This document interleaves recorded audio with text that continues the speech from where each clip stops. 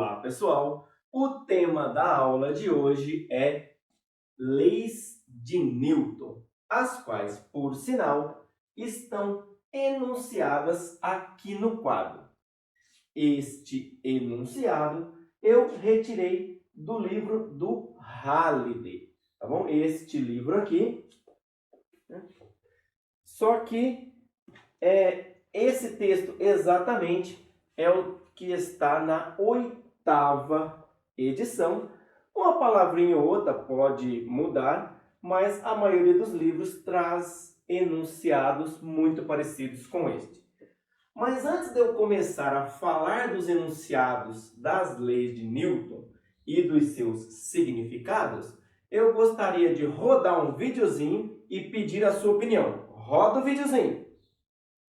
Imagine que você está numa sala sozinho e que do nada, este copinho pendurado por esta cordinha começa a se deslocar para a esquerda, sem que ninguém faça nenhuma força sobre ele.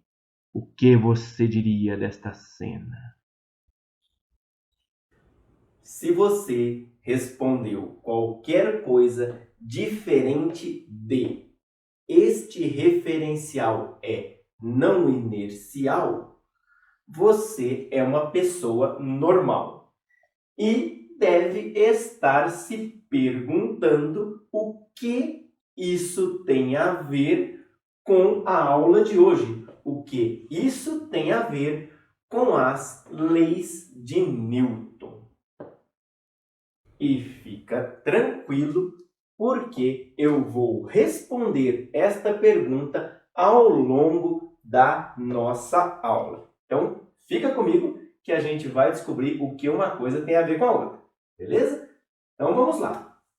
Para iniciar, o estudo de leis de Newton, eu vou enunciar, as leis de Newton. Primeira lei de Newton, também chamada de lei da inércia. Ela diz que se nenhuma força resultante atua sobre um corpo, ou seja, se a força resultante sobre esse corpo é igual a zero, nenhuma força atuar sobre o corpo significa a força resultante ser zero. Lembrando que nós estamos falando da resultante, porque se eu pegar essa caneca e empurrar com uma mão para lá e com a outra para cá, eu só vou ficar fazendo força e no final a resultante é zero, porque eu estou fazendo uma para lá e a outra para cá. Como força é uma grandeza vetorial, levo em conta os sentidos, ok? Então, quando eu somo essas duas forças, dá uma força resultante igual a zero sobre a caneca. Tranquilo? Então, estamos falando sempre de força resultante. Muito bem, se a força resultante sobre um corpo é nula, a sua velocidade não pode mudar, ou seja, o corpo não pode sofrer aceleração. Beleza?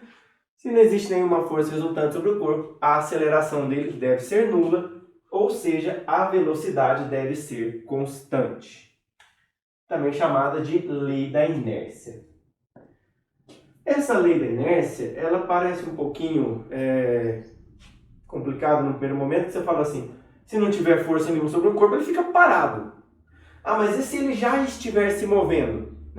Tipo um carro, por exemplo, já está se movendo. Eu desligo o motor e tal, coloco o câmbio ali em ponto morto. O que vai acontecer? Se for uma estrada plana, ele vai parando e uma hora para. E aí você diz, mas não tem nenhuma força sobre ele. Tem uma força de atrito, certo? Que segura ele e tal. Então, não é difícil de você já romper essa primeira dúvida aí, justificando com força de atrito. Segunda lei de Newton. A força resultante que age sobre um corpo é igual ao produto da sua massa pela sua aceleração. Ou seja, a força resultante sobre o corpo é o produto da massa dele pela aceleração dele. Beleza? Essa segunda lei não costuma ter um nome, assim como lei da inércia ou ação e reação. Ela simplesmente é chamada de segunda lei de Newton ou F igual a ma. Essa equação é tão conhecida que ela já por si só, dá nome à segunda lei de Newton. Beleza? Igual a E igual a mc quadrado, né? Das equações aí muito conhecidas da física. Mas aqui nós temos que lembrar que esta força F é a força resultante. Se você quiser escrever força resultante, F res aqui, pode, tá? Vai ser bastante útil por sinal, mas comumente é conhecida por F igual a ma, simplesmente, a lei. Beleza? Terceira lei de Newton, também chamada de ação e reação. Essa lei diz que quando dois corpos interagem, as forças que cada corpo exerce sobre o outro são sempre iguais em módulo e têm sentidos opostos. Ou seja, se eu empurrar esse cantinho aqui, ó, vamos supor que eu estou empurrando a moldurinha, não precisa nem supor, eu estou empurrando mesmo, né? Estou empurrando a moldurinha da lousa para lá. A moldurinha da lousa está empurrando o meu dedo para cá. Eu aplico uma força para lá e a moldurinha aplica sobre a minha mão uma força para cá. Tranquilo? E num primeiro momento, as três leis de Newton não são difíceis de entender, tá? É bem tranquilo, garanto que você já tem uma boa noção, já entendeu, pelo menos no contexto geral, o que eu disse. Porém, num segundo momento, elas também não são difíceis, mas tem algumas nuances, beleza? E para começar, eu vou falar que a primeira lei é um caso particular da segunda, correto? Vamos lá. Olha só. Se nenhuma força resultante atua sobre um corpo, sua velocidade não muda, ou seja, não pode ter aceleração. Quando a força é zero, a aceleração é zero. Então, a primeira lei é um caso particular da segunda que diz que se a força igual a zero, então a aceleração igual a zero. Ou seja, as três leis de Newton, na verdade, são duas. Muito bem, professor. Muito bem. Não, fantástico, professor, fantástico. Olha só, Newton fez três leis. Depois do Newton veio Einstein, veio Planck, veio Dirac, Feynman, o Higgs. Nenhum desses caras perceberam que as três leis de Newton eram duas. Olha só, o Newton fez três, ninguém percebeu que as três eram duas, e um professorzinho mequetrefe com uma lousinha vagabunda e uma canetinha de 1,99 chegou à conclusão que as três leis de Newton são duas? Parabéns, hein, professor? Parabéns! Grande Danielzinho, que saudade que eu estava de você, meu caro! Para quem também estava com saudades do Danielzinho, ele tirou alguns dias de descanso porque ele fez 2 cursos desde que as aulas presenciais foram suspensas, né? Então esse já é o terceiro dele. Então ele tirou uns dias, né? Mas voltou e voltou com a corda toda, vocês notaram, né? Danielzinho, por mais que eu estivesse com saudades de você, eu preciso pedir que você tenha respeito, né? Respeito, meu caro. Poxa, me chamar de mequetrefe, falar que o meu quadro é ruim e que a minha canetinha custou R$ 1,99? Poxa, meu quadro é pequeno, mas não é de baixa qualidade e essa caneta custou quase R$ 10. Então, assim, mais respeito com as coisas. Beleza? Muito bem. Quanto às leis de Newton, para variar, as suas intervenções são perfeitas, né, Danielzinho? Muito bem. Realmente, né, seria muita presunção, né, eu querer provar que as três leis de Newton são duas, depois de elas terem sido sabatinadas, né, por tantos cientistas que vieram depois do Newton. Danielzinho citou vários deles, né? Einstein, Planck, Dirac, Feynman, né? Tantos outros, Higgs, né? Enfim, muitos outros aí que a gente pode, se eu ficar aqui lembrando, vamos ficar o resto do dia citando nomes. Nenhum deles notou que as 3 leis de Newton eram duas e eu notei? É óbvio que não. É óbvio que eu devo ter cometido algum deslize. E realmente, pessoal, a primeira lei de Newton não é um caso particular da segunda, mas sim uma definição para referenciais inerciais.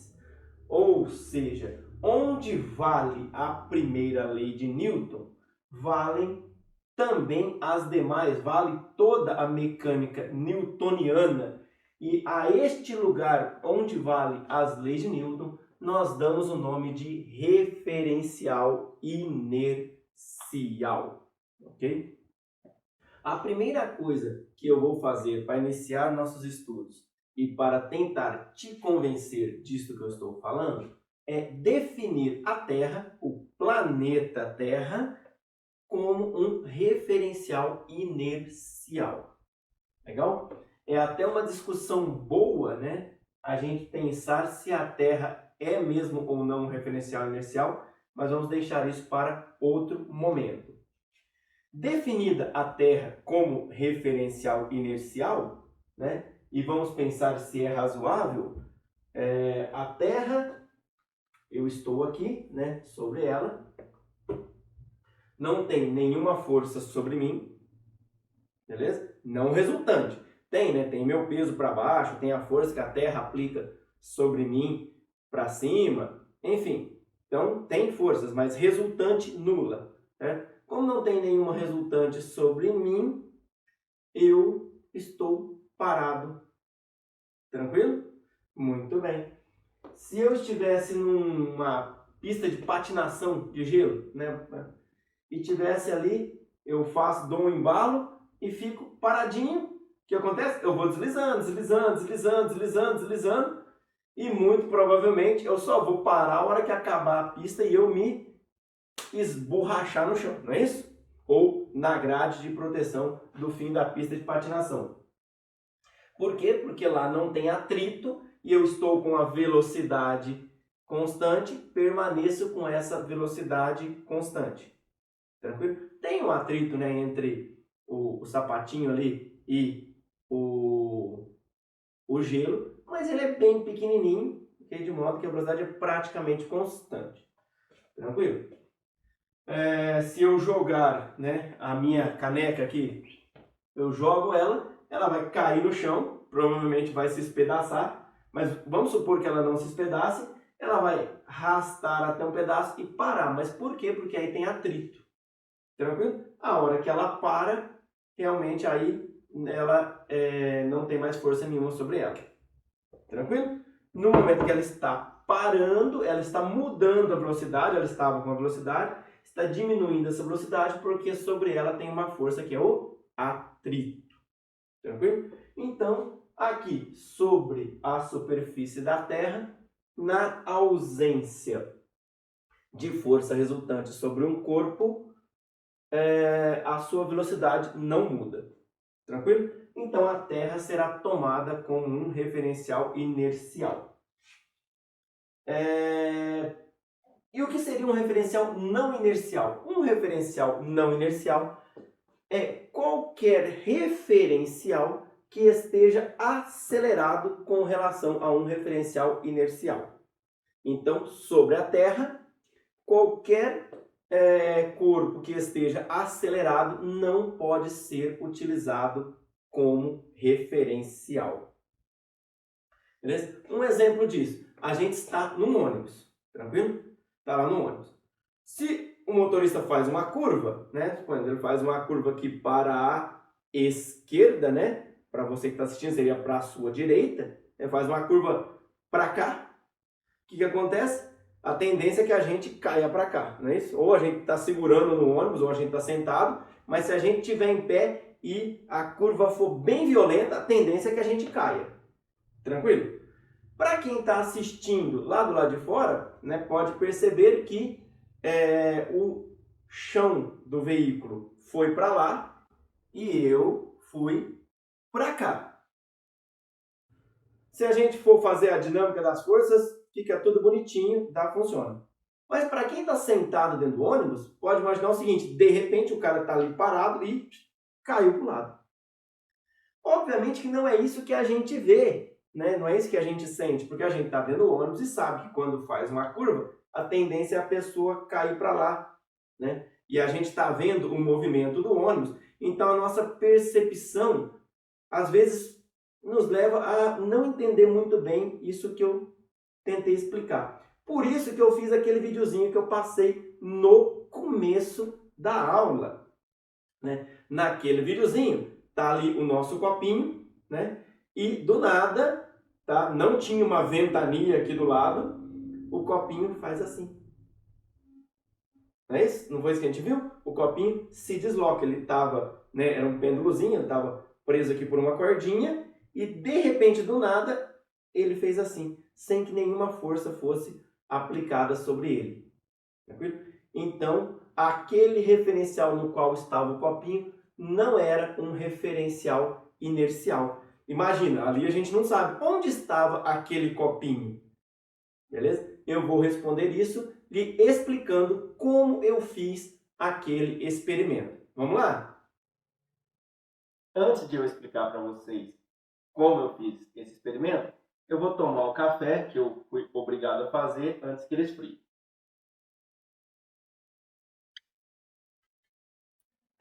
Não que o experimento tenha alguma coisa a ver com o café, mas eu utilizei a cápsula do Dolce Gusto para fazer o nosso corpo de prova. Certo? Eu peguei ele, cortei aqui.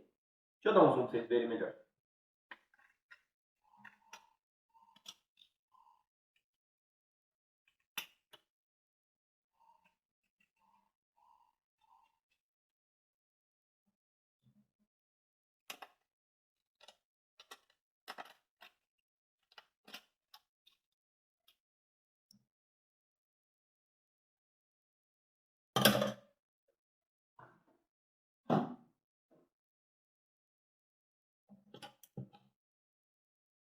Beleza? Tá aí a cápsula, né?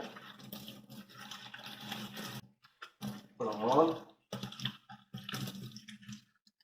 Aí, agora que já está bem limpinha, eu vou fazer um furinho bem no meio, com cuidado. Legal? E vou passar essa linha aqui, ó. Aí, ó. Passa aqui, dá um nozinho do lado de cá.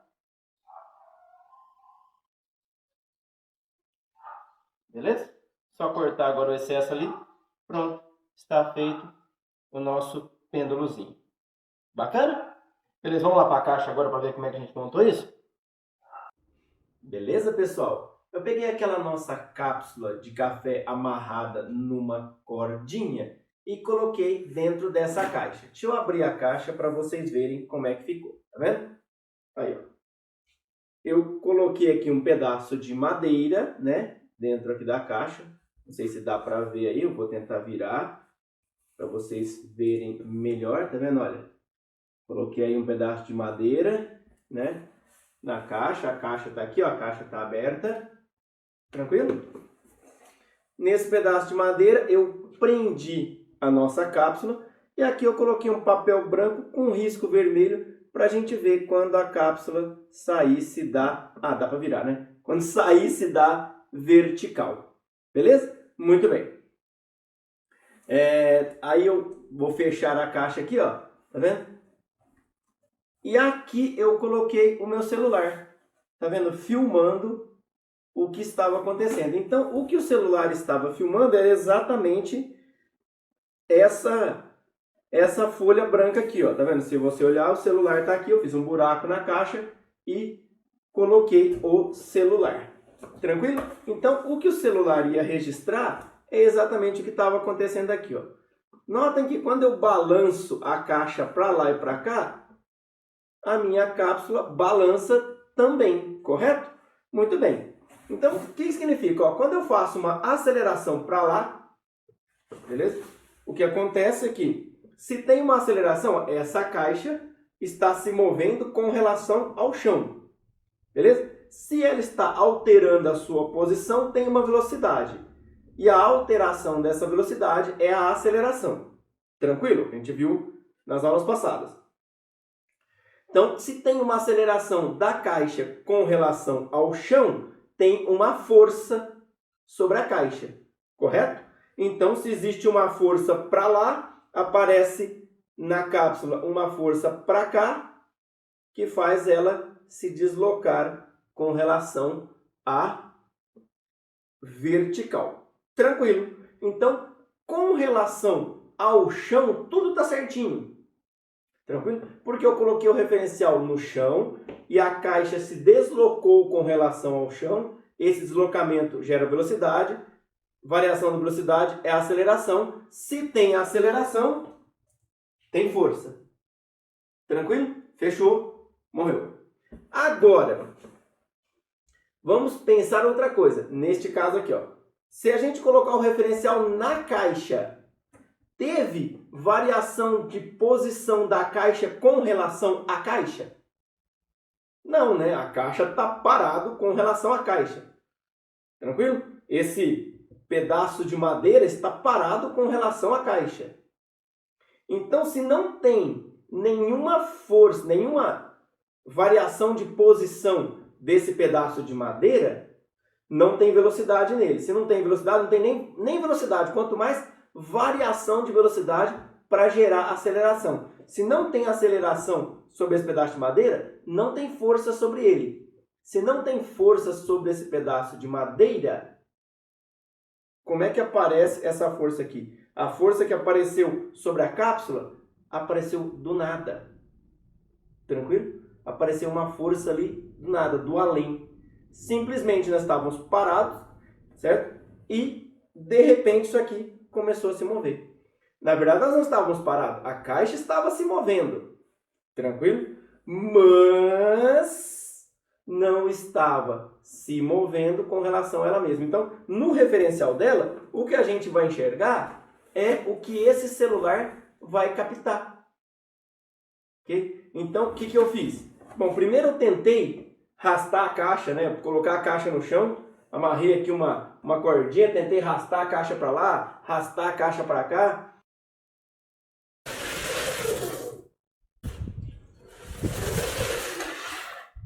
Só que a aceleração que eu produzia sobre a caixa era durante um intervalo de tempo muito curto, quando eu dava um puxão na caixa. Tranquilo?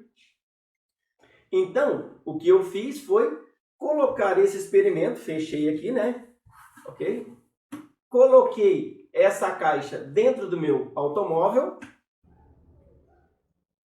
afixei bem o experimento aqui no banco do veículo, né? Eu acomodei bem ele aqui, de modo que não tivesse, ó, né? Não saísse daqui.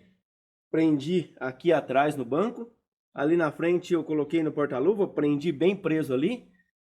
Embaixo aqui eu coloquei uns livros, né? Para quem acha que livro só tem teoria, não, né? Livro também pode ser muito utilizado em experimentos, no caso aqui como calço, tranquilo? Tá tudo bem presinho, bem acomodado.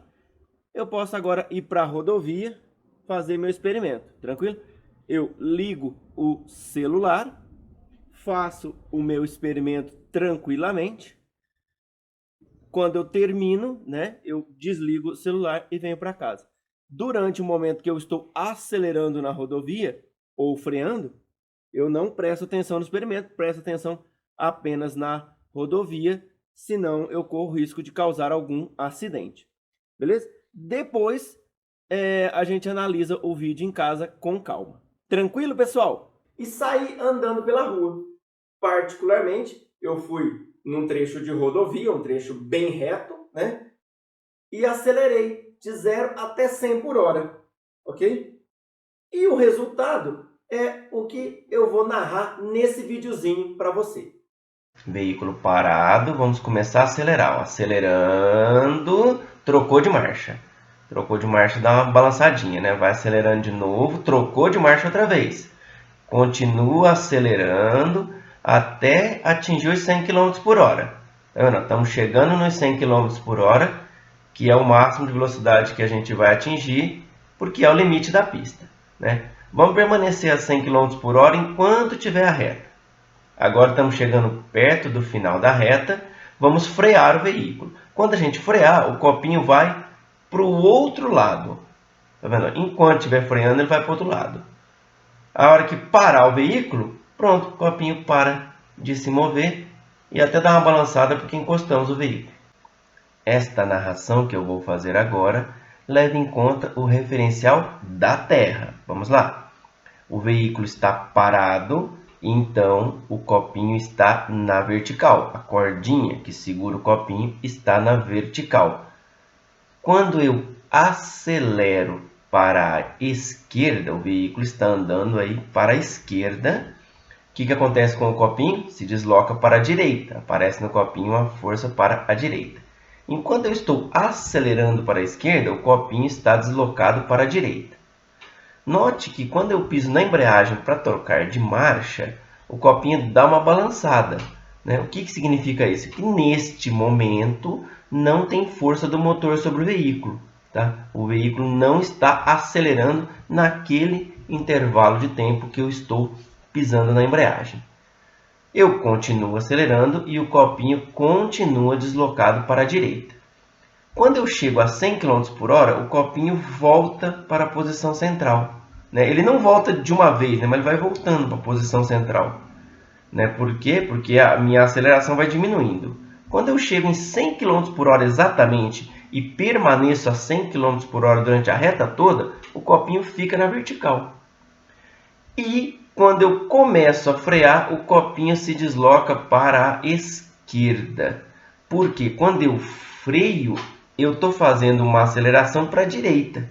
Né? Eu estou parando o veículo. E nesse momento o copinho se desloca para a esquerda. Tranquilo? Quando eu paro o veículo totalmente, o copinho volta de novo para a vertical.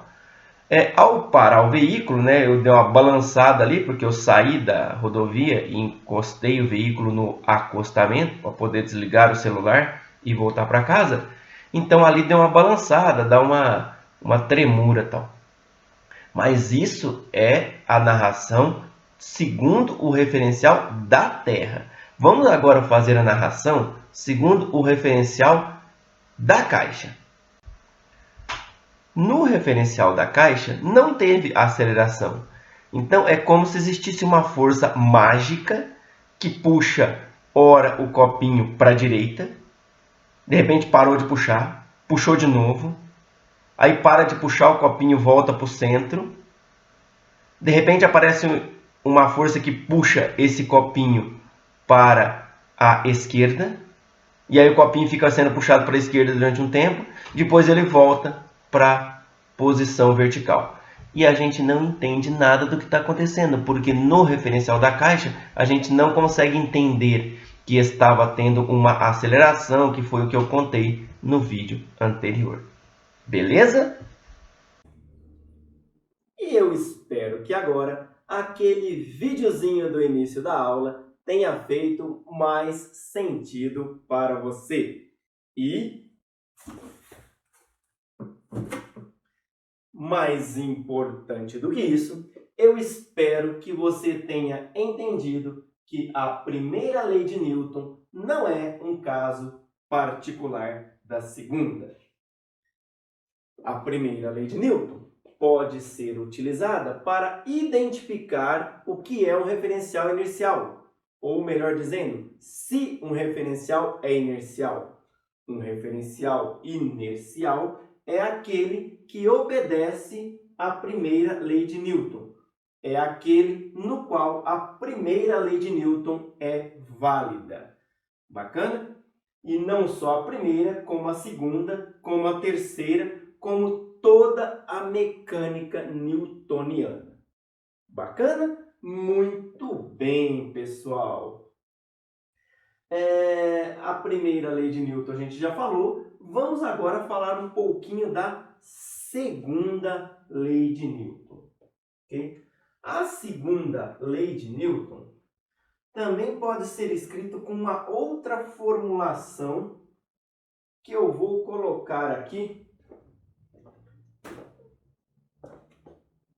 Força igual derivada do momento com relação ao tempo. Quem que é o momento? Quem que é essa letra P? P é igual a mv. Beleza? Colocando o P aqui dentro, nós teremos que F igual a... Se a massa for constante, sai para fora da derivada m dv dt.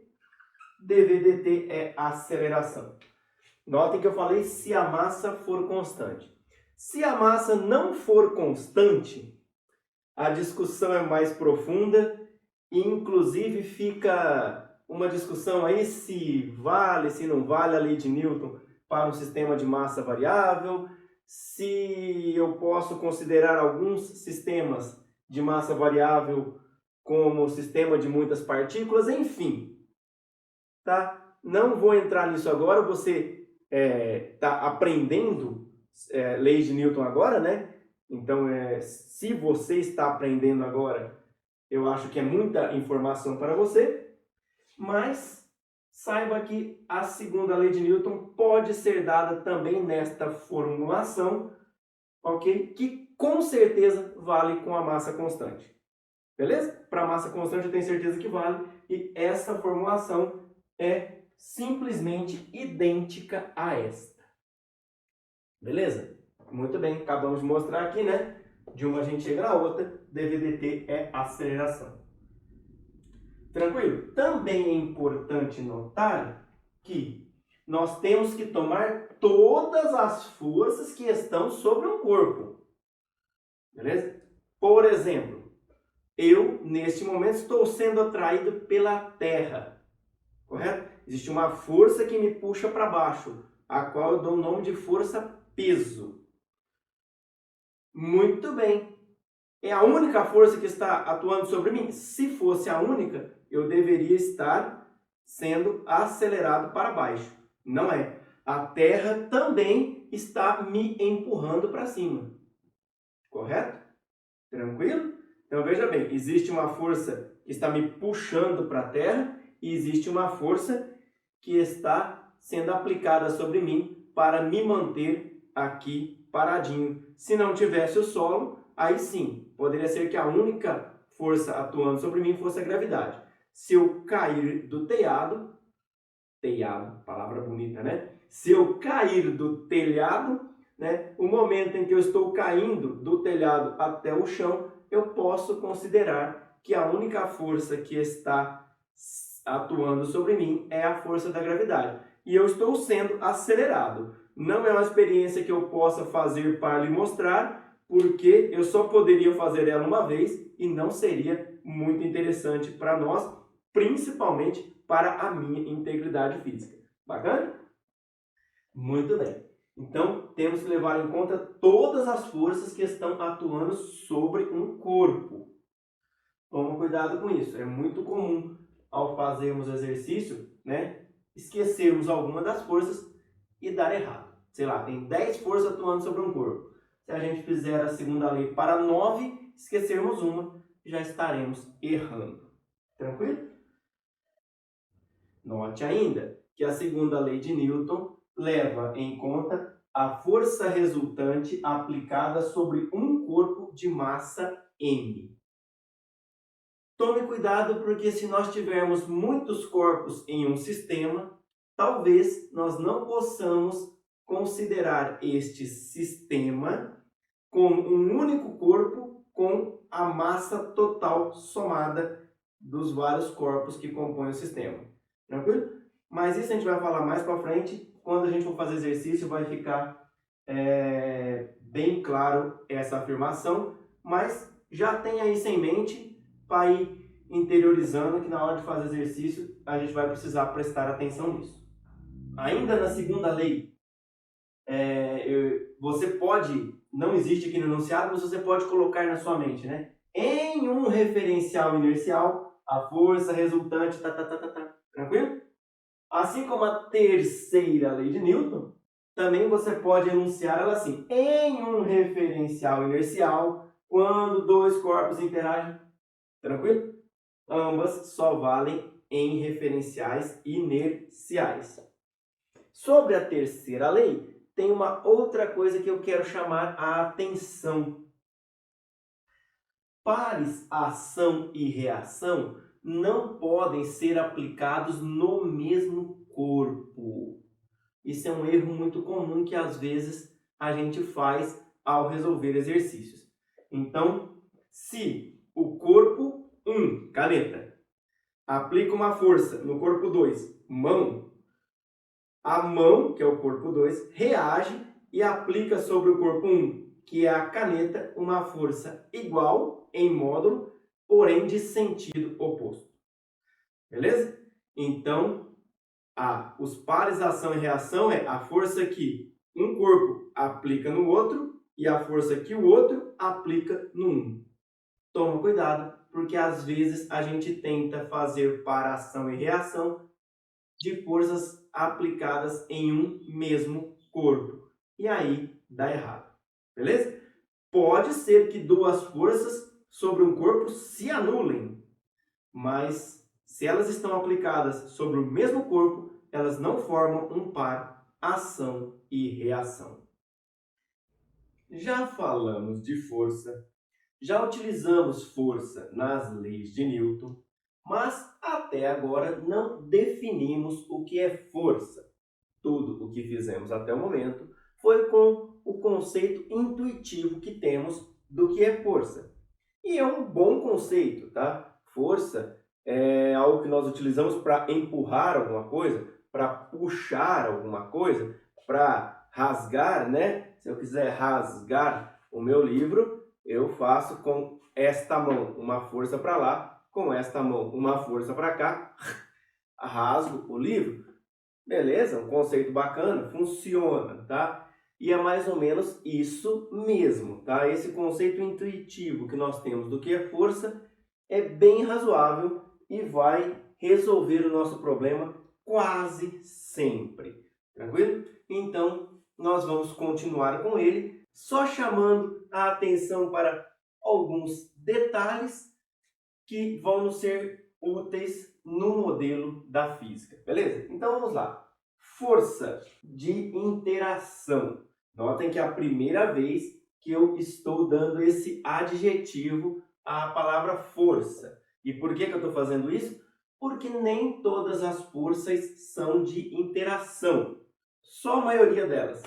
Ou, melhor dizendo, só as que nós vamos utilizar nos nossos exercícios neste curso de fenômenos mecânicos, nesse curso de Física 1, beleza? O que é uma força de interação? Uma força de interação, ok? É uma interação entre dois corpos ou entre o corpo e seu ambiente. Estas palavras eu coloquei entre aspas porque eu tirei deste livro aqui, ok? Um livro bem legal, tá? Gosto bastante dele. Tem uma teoria bem apresentada, então é também um livro que nós podemos utilizar para estudar Física 1. Pessoal, esse de interação não costuma aparecer sempre, aliás, quase nunca. Beleza? Nos nossos exercícios, se você pegar esse livro, se você pegar o Halliday, ok? Sempre que ele falar força, ele vai estar se referindo à força de interação. Qualquer livro que você pegar, a menos que ele chame atenção para a força fictícia ou força inercial, ele estará falando de força de interação, ok? O empurrar, o puxar, tranquilo? São todas forças de interação. Não confunda força de interação com força de contato.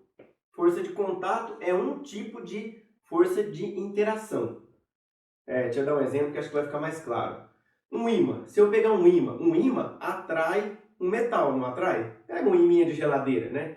Ele é atraído pela geladeira. Um pedacinho de metal que você colocar perto dele, ele atrai esse pedaço de metal. E não tem contato entre o ímã e o pedaço de metal. Tranquilo? Muito bem. Então, existem forças de interação que não são forças de contato. A própria força gravitacional, certo? Se você cair de um avião, né? Você vai cair até se esborrachar na Terra. Tranquilo? E entre o avião e a Terra, você não tem nenhum contato. E, mesmo assim, existe uma força te puxando para baixo. Tranquilo? Então, força de interação não necessariamente é força de contato, mas é uma força de interação entre dois corpos. No caso da gravidade, força de interação entre o que está caindo e a Terra. No meu caso, que nem estou caindo, força de interação entre o meu corpo e a Terra, ok? É a força da gravidade. Existe uma força de contato, que é a força normal, que me mantém aqui, me impede de cair. Nós vamos falar um pouquinho mais dessas forças de interação mais comum daqui a pouco, tá? Então aguenta aí que já a gente vai falar um pouquinho mais de força-peso, força normal e tal, mas só para a gente deixar claro que são forças de interação, tranquilo? E o que são então forças que não são de interação? São as forças fictícias, tá? Forças fictícias, se você quiser aprender um pouquinho mais sobre elas, este livro aqui do João Barcelos fala bem delas, não fala tanto não, tá? Mas ele fala assim de uma maneira bem objetiva, tá? Então eu gosto bastante da maneira que ele fala de forças fictícias. Aliás, essa frase que eu coloquei entre aspas, eu tirei daqui, tá? Forças fictícias ou forças inerciais. Tem livros que também chamam de pseudo-forças. Tá? São forças que só existem em certos referenciais. Por exemplo, a força que surge sobre aquela cápsulazinha no nosso exercício, no nosso experimento, né? A gente não fez lá o experimento dentro da caixa e do nada a cápsula saía assim para lá, saía para cá, né? Desviava ali da vertical, a cápsula amarrada na cordinha. Muito bem. A força naquele referencial era uma força fictícia, beleza? E ela só era sentida no referencial da caixa. Vamos pegar um exemplo do ônibus que eu acho que fica mais claro. Um ônibus fazendo uma curva, né? Ou acelerando, ou freando, a gente sente uma força, não sente? Então você está dentro do ônibus, ele faz uma curva para lá, você sente uma força para cá, né? Parece que você está sendo jogado para lá.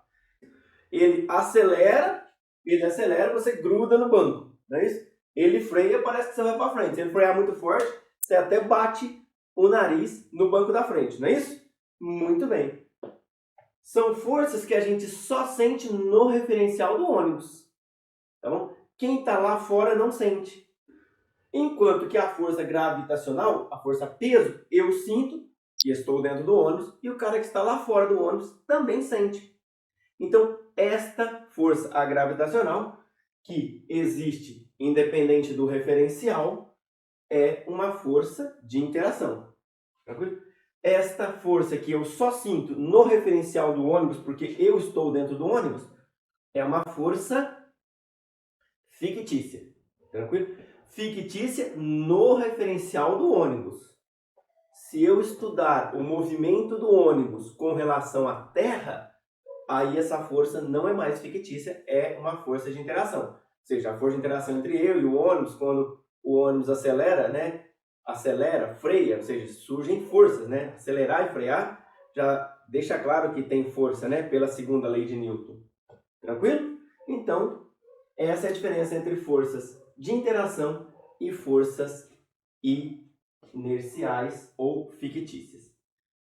Se você quiser entender um pouco mais disso, através de um outro exemplo, veja o exemplo que está no livro do Halliday, do elevador, né? Uma pessoa subindo no elevador, qual que é o peso aparente, quando a gente coloca o referencial no elevador, quando a gente coloca o referencial na Terra, e vai ser um outro bom exemplo de diferença entre forças de interação, forças fictícias, referenciais, inerciais, referenciais não inerciais. Bacana? Muito bem. Então, não vamos falar muito de forças fictícias, tá bom? É só a gente ter elas na cabeça. Não vamos falar muito de referenciais não inerciais, tá? Não vamos resolver exercícios em referenciais não inerciais, até porque lá não funcionam as leis de Newton. Só é importante quando formos fazer o exercício, pensarmos, o referencial que eu estou usando é inercial? Tranquilo? E lembrando que a Terra será admitida como um referencial inercial. Unidade de força. De força igual a massa vezes a aceleração, nós tiramos que unidade de força é igual a unidade de massa vezes unidade de aceleração. No sistema internacional, unidade de massa, quilograma. Unidade de aceleração, metro por segundo ao quadrado. Quilograma metro por segundo ao quadrado nós chamamos de Newton e abreviamos pela letra N maiúscula. A unidade Newton é em homenagem a Sir Isaac Newton, que formulou as 3 leis da dinâmica que nós acabamos de estudar. Força gravitacional. A força gravitacional é uma força de atração que surge entre duas massas. Duas massas quaisquer se atraem segundo essa expressão aqui, uma constante G vezes a primeira massa vezes a segunda massa, dividido pela distância entre elas ao quadrado. Este é o módulo da interação gravitacional, que é sempre dirigido na direção da outra massa. Então, se eu tenho uma massa aqui e outra massa aqui, esta massa atrai esta e esta massa atrai esta. Tranquilo? Ou seja, elas estão se atraindo. Então, a força que, eu vou chamar, vamos lá, 2 e 1. A força que 2 aplica sobre 1 é puxando 1 para lá. A força que 1 aplica sobre 2 é puxando 2 para cá. Tranquilo? Muito bem. A constante G vale 6,67 vezes 10 a menos 11 Newton metro quadrado por quilograma quadrado. Na superfície da Terra, nós substituímos uma das massas, que por esse motivo até usamos a letra M maiúsculo, por 5,98 vezes 10 a 24 kg, que é a massa da Terra. Estamos na superfície da Terra, a Terra atrai todo mundo, ok? Então, uma das massas nós substituímos pela massa da Terra. A outra massa é a massa do corpo que está sendo atraído pela Terra. No caso, se fosse eu, 60 quilos, ok? Ou até menos, talvez uns 45, 46 quilos no máximo. Beleza? Se for você, coloque aí a sua massa. R, o raio da Terra, tá? 6,37 vezes 10 a sexta metros. Bacana? Então, nas superfícies da Terra, nós teremos sempre G, que já é constante, M, que é uma das massas, a massa da Terra, será sempre a mesma, e R, o raio da Terra. Então, nas superfícies, nas proximidades da Terra, né, seja na Terra ou pertinho dela, a gente vai usar isso aqui sempre como um único valor G, ou seja, uma constante, que nós aproximamos por 9,8 metros por segundo ao quadrado. Lembrando que nós estamos falando de um raio médio da Terra, né? Então, dependendo do experimento que nós precisarmos de muita acurácia, talvez nós tenhamos que levar em consideração aí a gravidade naquele ponto da Terra, mas na maioria dos exercícios a gente usa 9,8 metros por segundo ao quadrado. A força sobre algo ou alguém, seja a força sobre mim, a força sobre este livro, que puxa ele para baixo, okay? A força sobre algo ou sobre alguém nas superfícies da Terra é dado por P igual a m vezes g, massa vezes aceleração da gravidade. Lembrando que este é um módulo, né? Se nós tomarmos a convenção mais comum, que é positivo para cima, né? Positivo para cima. E além de ser positivo, nós dissermos que para cima é a direção y convencional, como a gravidade é para baixo, né? Ou seja, a força sobre alguma coisa na superfície da Terra é para baixo, e quando eu digo para baixo, estou me referindo ao centro da Terra, né? A Terra, que é tomada como redonda pela ciência física, né?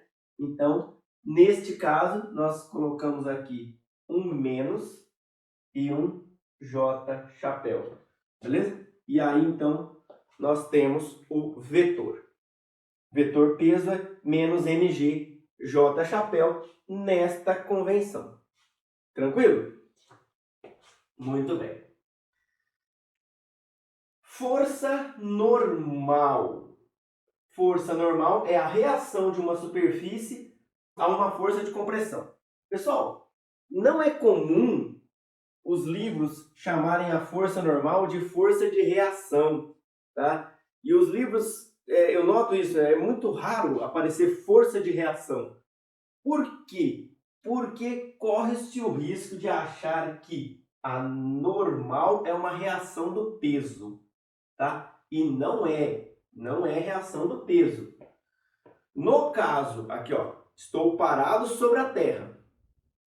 A Terra está me puxando, mas tem um anteparo aqui, né? Tem um chão que não permite que eu continue indo para baixo.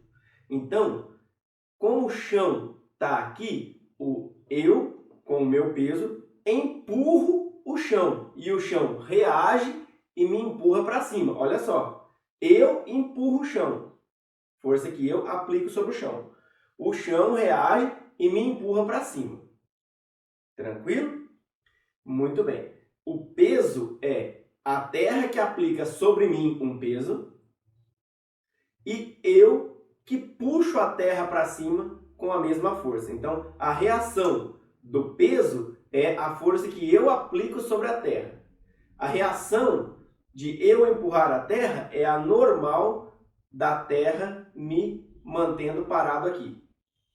Fica mais claro quando eu tento empurrar alguma coisa.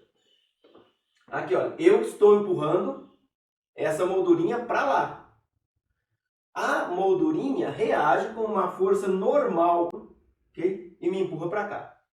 O nome normal é porque esta força é sempre perpendicular à superfície, ou seja, perpendicular normal, né?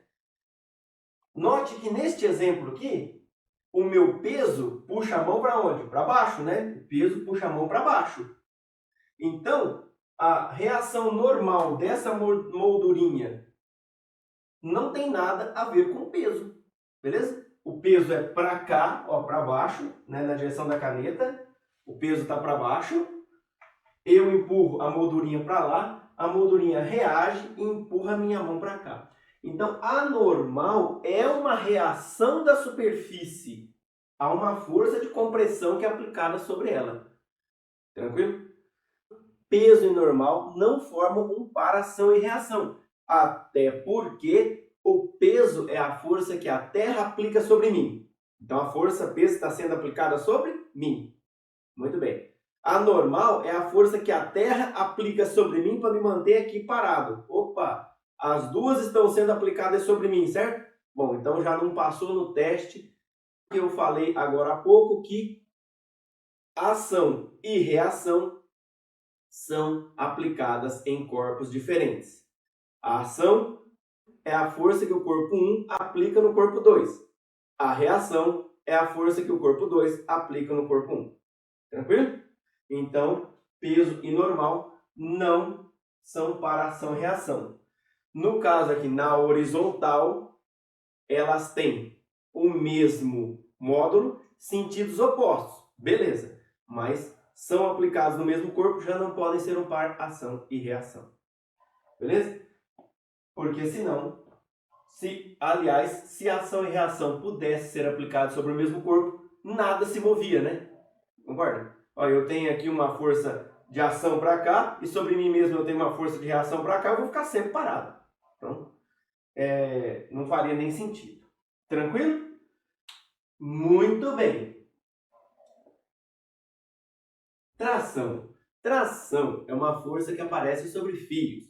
Fios, cordas, cabos de aço, né? Tudo que tem esse formato de fio. Neste exemplo aqui, a gente elucida bem, olha só. Esse corpo está sendo puxado para lá por uma força F. Como ele está amarrado nesse outro corpo, aparece nele uma força que tenta segurá-lo, que tenta puxá-lo para cá. Beleza?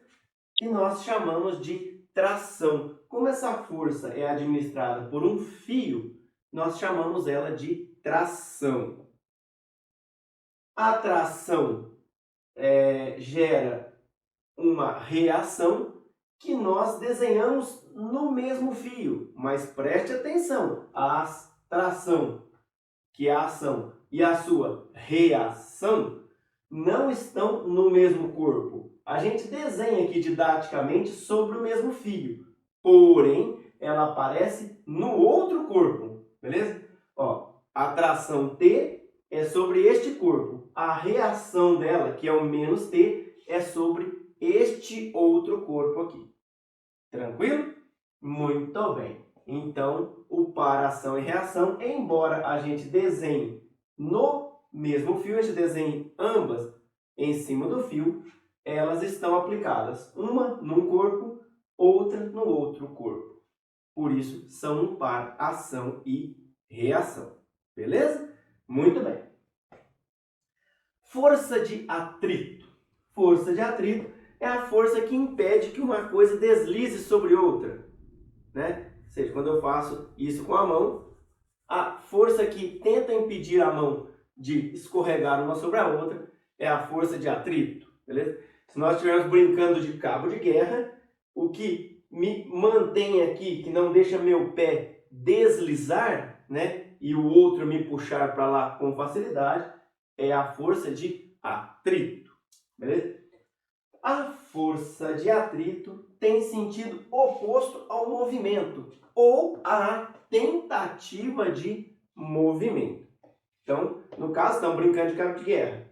A pessoa de lá me puxa e eu puxo ele.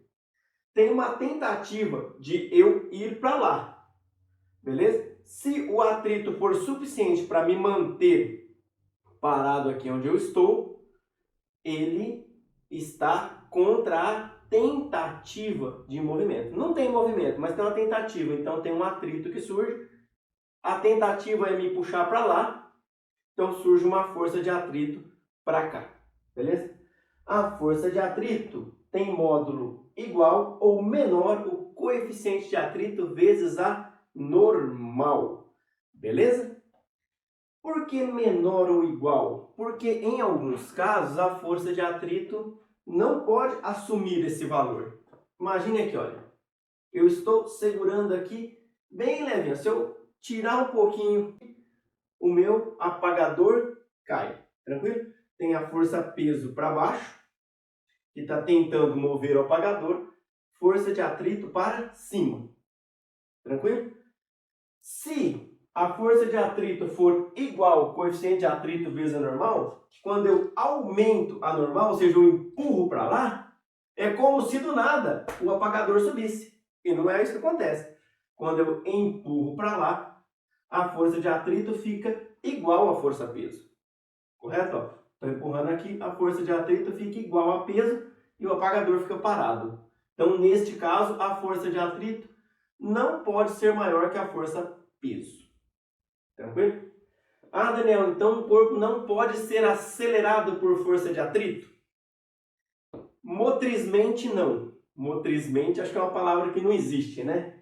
Mas ele pode ser desacelerado por força de atrito. Imagine que eu jogo esse apagador, ele vai bater no chão e vai deslizar até parar. Enquanto ele está deslizando, tem uma força de atrito que pode ser a única força resultante ao longo dessa direção. Pode ser a única força ao longo dessa direção e então ela será a resultante. E ela então será massa vezes aceleração. Nós vamos ter uma desaceleração. Ele vai parar, vai até parar. Então, pode sim a força de atrito ser a resultante sobre um corpo e causar uma aceleração. Tá? Principalmente nesse caso, não me lembro de um outro aqui, mas há casos em que ela não pode ser igual ao coeficiente de atrito vezes A normal. Esse coeficiente de atrito costuma ter valores diferentes para quando o corpo está parado e para quando o corpo está em movimento sobre o outro. Quando ele está parado, a gente costuma chamar de coeficiente de atrito estático. Quando ele está se movendo, a gente costuma chamar de coeficiente de atrito dinâmico. Beleza? É isso aí, tá? Já dei aqui uma ideia do que são essas forças, né? Obviamente que a gente vai aprender mesmo isso aí fazendo mais exercícios e vai aparecer alguns detalhes dessas forças de caso a caso. Nós vamos ter que tomar bastante cuidado na análise desse tipo de força. Mas uma primeira noção aí só para a gente começar a fazer exercícios. Beleza? Muito bem. Vamos então agora fazer bastante exercício para treinar, mas isso não hoje porque não temos tempo para mais nada. Um abraço e fiquem com Deus.